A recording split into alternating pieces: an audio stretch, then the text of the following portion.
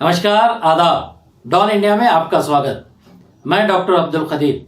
आज हम बात करते हैं व्हाट्सएप यूनिवर्सिटी की और बीजेपी द्वारा बनाए गए आईटी सेल की।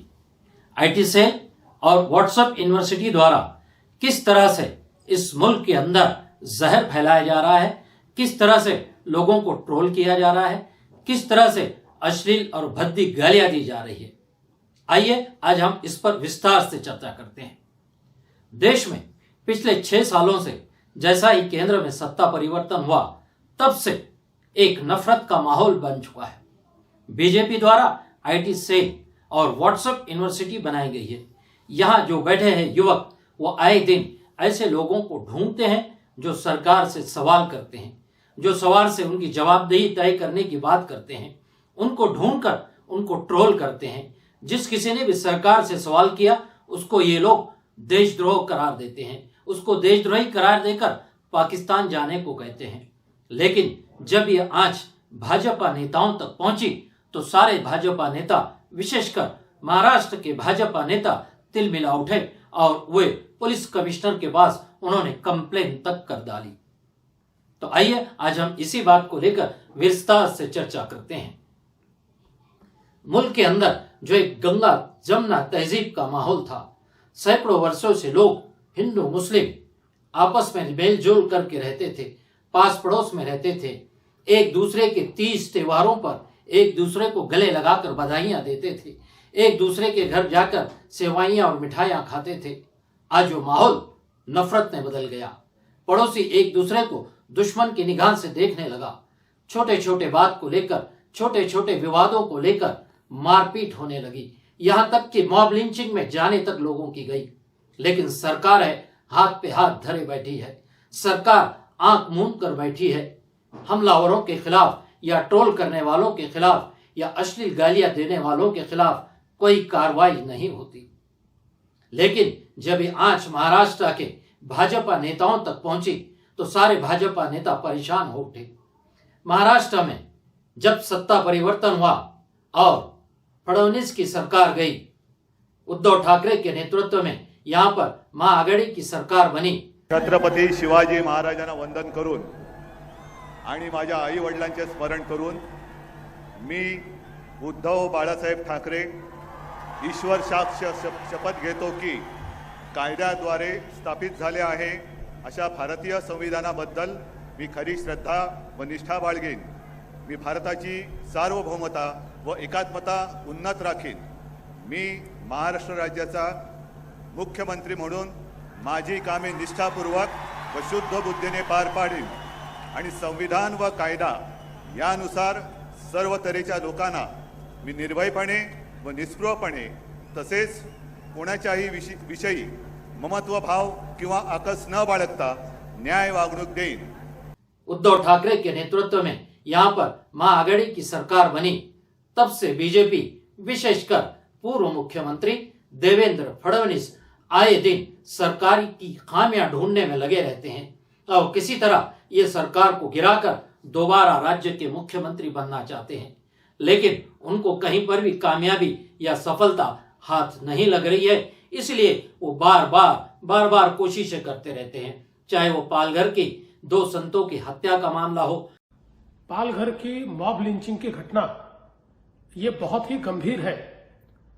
जिस क्रूरता के साथ उनको मारा गया है, मानवता को भी शर्म आए इस प्रकार की ये क्रूरता है। और इसमें सबसे शर्मनाक बात यह है कि पुलिस के सामने इस प्रकार से भीड़ लोगों को मारती है, पुलिस के हाथ से छीनकर मारती है, पुलिस के सामने लाठियां बरसाती है और पुलिस भी कार्रवाई करने को तैयार नहीं। इससे और शर्मनाक बात क्या हो सकती है? कहीं ना कहीं महाराष्ट्र में कानून व्यवस्था लचर हो गई है, कानून व्यवस्था दिखाई नहीं पड़ती, इस प्रकार की अवस्था है। और इसलिए हम मांग करते हैं कि तुरंत इसकी उच्च स्तरीय जांच की जाए। अपराधियों पे तो कार्रवाई करनी ही होगी, लेकिन उसके साथ साथ जिस प्रकार से पुलिस ने इसमें रोल किया है, क्या पुलिस पर कोई दबाव है कि इस प्रकार से लोगों को एक्ट करने दिया जाए, इसका भी जवाब मिलना चाहिए। और इसलिए मुझे लगता है कि इसकी हाई लेवल इंक्वायरी करते हुए कड़ी से कड़ी कार्रवाई की जाए, ऐसी हमारी मांग है। मुख्यमंत्री उद्धव ठाकरे को विधान परिषद का राज्यपाल द्वारा सदस्य नियुक्त करने का मामला हो, सरकार की गिराने की पूरी कोशिश फडणवीस ने की है। जैसा ही कांग्रेस ने तय किया और उद्धव ठाकरे का नाम राज्यपाल के पास भेजा और उन्होंने राज्यपाल मनोनीत सदस्य नियुक्त करने की मांग की, तो बीजेपी ने अड़ंगे डाले। बीजेपी सीधा राज्यपाल भवन पहुंची। राज्यपाल पास के जाकर उन्होंने कहा कि इनको नियुक्त मत कीजिए। पिछले कुछ सप्ताह से राजभवन बीजेपी का राजनीति का अखाड़ा बन गया था। इसी बात को लेकर विपक्ष के कई कार्यकर्ताओं ने फडणवीस को निशाने पर लिया और उनको ट्रोल किया। जैसे ही अपने नेताओं को ट्रोल किया जा रहा है, इससे परेशान हो उठे बीजेपी नेता सीधा पुलिस कमिश्नर के पास शिकायत दर्ज करने के लिए पहुंचे। महाराष्ट्र में विधान परिषद के बीजेपी नेता प्रवीण दरेकर मुंबई पुलिस आयुक्त परमवीर सिंह के पास पहुंचे। उन्होंने शिकायत की कि हमारे नेताओं को ट्रोल किया जा रहा है, धमकाया जा रहा है, पुलिस कार्रवाई नहीं की रही है और पुलिस के कार्रवाई नहीं करने के कारण ट्रोल करने वालों का मनोबल आए दिन बढ़ रहा है। बहुत अच्छी बात कही दरेकर जी ने। और जब वो बाहर निकले, उन्होंने कार में बैठकर एक वीडियो भी वायरल किया।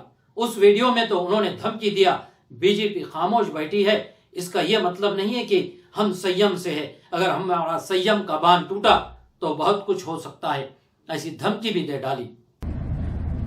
राज्याचे माजी मुख्यमंत्री आमचे नेते देवेंद्रजी फडणवीस साहेब यांच्यावर अश्लील विकृत अशा प्रकारच्या पोस्ट टाकण्याचं काम सोशल मीडियाच्या माध्यमातून काही विकृत मनोवृत्तीची लोक त्या ठिकाणी राजकीय आश्रय घेऊन करत आहेत आणि या संदर्भात गेले 8-10 दिवस पोलिसांचं कुठलंही लक्ष नाही।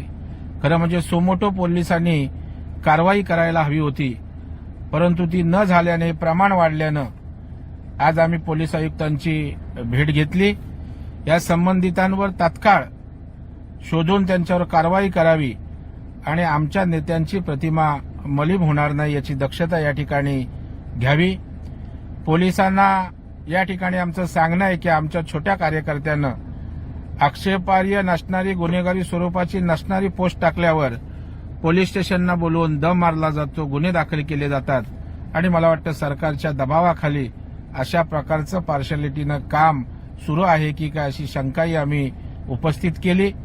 एक उपविभाग प्रमुख देवेंद्र फडणवीस यांना एन्काउंटर बोला अशा प्रकारचं कमेंट्स टाकल्यानंतर सुद्धा या ठिकाणी दुर्दैवानं तक्रार दाखल केल्यानंतरही त्याच्यावर कारवाई होत नाही। राज्यपालांवर टोपीवर बोलल्यानंतर प्रवक्ते सचिन सावंतांच्या विरोधात तक्रार केली, त्यांच्यावर कारवाई होत नाही आणि म्हणून मला वाटतं पोलिसांनी हे विषय गांभीर्याने घ्यावेत। कारण भारतीय जनता पक्षाचा संयम ही जर दुर्बलता आपण समजणार असाल तर आम्हालाही जशास तसं यांना उत्तर देता येईल असंही या ठिकाणी मी नम्रपणाने सांगू इच्छितो। आयुक्त यांच्यावर आमचा पूर्ण विश्वास आहे आणि या सर्व गोष्टींची माहिती घेऊन कडक कारवाई तात्काळ करतील अशी अपेक्षा व्यक्त करतो। Smart IT Solution. Promote your business with our experts. Benex, third eye for your security surveillance. वाह परिवहन दरेकर जी, जब आपकी सत्ता थी तो आपको ये नहीं लगा कि ट्रोल करने वालों के खिलाफ कार्रवाई हो। जिस तरह आज आप कह रहे हैं कि पुलिस ने सुमोटो कार्रवाई करना चाहिए, सुमोटो यानी पुलिस स्वयं आगे आए और ट्रोल करने वालों के खिलाफ मामला दर्ज किए। आपने ये बात पहले नहीं की। आज आप कह रहे हैं कि पुलिस सरकार के दबाव में आकर काम कर रही है। 6 माह पूर्व आपकी सरकार थी, फडणवीस सरकार के मुखिया थे, जब भी कई लोगों को ट्रोल किया गया, जब आपने ये बात नहीं की कि सरकार के दबाव में पुलिस काम कर रही है, ट्रोल करने वालों के खिलाफ, अश्लील टिप्पणी करने वालों के खिलाफ पुलिस कार्रवाई नहीं कर रही है, आज आपने ये बात कही। आपके इस आरोप के ऊपर जवाब देते हुए कांग्रेस के प्रवक्ता तथा महासचिव सचिन सावंत ने कहा कि ये बोया हुआ बीज बीजेपी का है और आज बीजेपी पे ये समय आ गया है कि उन्हीं आपके बोए हुए बीज के खिलाफ पुलिस में जाकर शिकायत करे। सावंत ने कहा कि आपने कांटों भरा बीज बोया है, तो आम खाने की आप कहां से उसकी उम्मीद रखते हैं। उन्होंने कहा कि जब आपके लोग दूसरों को ट्रोल कर रहे थे आप खामोश थे। हाँ, हमारा भी यही सवाल है प्रवीण दरेकर जी से। जब आप सत्ता में थे महाराष्ट्र की, केंद्र में तो आपकी सत्ता है, आज भी कई लोगों को ट्रोल किया जाता है, चाहे वो प्रतिपक्ष का नेता हो, चाहे वो महिला हो, चाहे वो पत्रकार हो, चाहे वो समाज के किसी भी व्यक्ति, समाज का कोई किसी भी व्यक्ति हो। जब वो कोई ट्रोल करता है तो आप उस ट्रोल को बार बार पढ़ते थे, वो मैसेज को आप अपने नेताओं के पास फॉरवर्ड करते थे। जब आप नहीं आगे आए, जब आपको ये नहीं सोचा कि पुलिस कमिश्नर के पास शिकायत दर्ज करके उनसे मांग करे कि ऐसे ट्रोल करने वालों के खिलाफ पुलिस सुमोटो कार्रवाई करे, लेकिन आज आप सरकार में नहीं है और बड़े आसानी से आपने कहा कि पुलिस सरकार के दबाव में आकर काम कर रही है। सत्ता जाते ही आपके वादे और आपके वक्तव्य बदल गए, लेकिन ये ठीक नहीं है। इससे पहले जितने भी लोगों ने प्रतिपक्ष के नेताओं पर जिस तरह से भद्दी गालियां दी, जिस तरह से अश्लीलता भरे मैसेज भेजे, क्या वो उचित था? मेरा यह सवाल है। ऐसे अश्लील टिप्पणी करने वालों के घरों में उनकी माएं, बहनें, बेटियां नहीं है? सोच समझ कर टिप्पणी किया कीजिए। कांग्रेस अध्यक्षा सोनिया गांधी के खिलाफ किस तरह से निचले स्तर की टिप्पणी की गई, ये भाजपा नेताओं को जब अच्छा लगा, लेकिन जब उन्हीं के खिलाफ टिप्पणी हो रही तो परेशान हो गए। और जब कोई कांग्रेस के नेता या पत्रकार या आम जनता सरकार से सवाल करती है तो आप उसे देशद्रोह ठहरा देते हैं, आप उसे पाकिस्तान जाने को कहते हैं। इस देश में रहने वाला देशभक्त कौन है, इसका प्रमाण पत्र देने का अधिकार बीजेपी को या बीजेपी के नेताओं को किसने दिया? इसका जवाब दरेकर और उनके नेता दे सकते हैं? नहीं दे सकते। इसके लिए जो फल आपने काटने की उम्मीद रखी थी वो आपसे नहीं हो पाया। इसके लिए आज आपको वही व्हाट्सएप यूनिवर्सिटी और वही आईटी सेल जो आपने निर्माण किया था उसके खिलाफ शिकायत करने का समय आपके ऊपर आया। दरेकर जी, समय बलवान होता है, वो बरोबर बदला लिए बिना नहीं रहता है। आपको उसी वक्त आगाह होना चाहिए था जिस वक्त आपका आईटी सेल दूसरों को ट्रोल कर रहा था, दूसरों को अभद्र और अश्लील भाषा में टिप्पणी कर रहा था, लेकिन आप जब सोए हुए थे। हमारा कहना है कि भारतीय लोकतंत्र ने प्रत्येक व्यक्ति को यह अधिकार दिया है कि वो अपना मत व्यक्त करे, अपनी भावनाओं को व्यक्त करे, अभिव्यक्ति का अधिकार है, लेकिन वो करते समय, इस तरह का प्रयोग करते समय संसदीय भाषा का प्रयोग करे, अभद्र टिप्पणी करने से बचे, असंसदीय भाषा का प्रयोग न करे।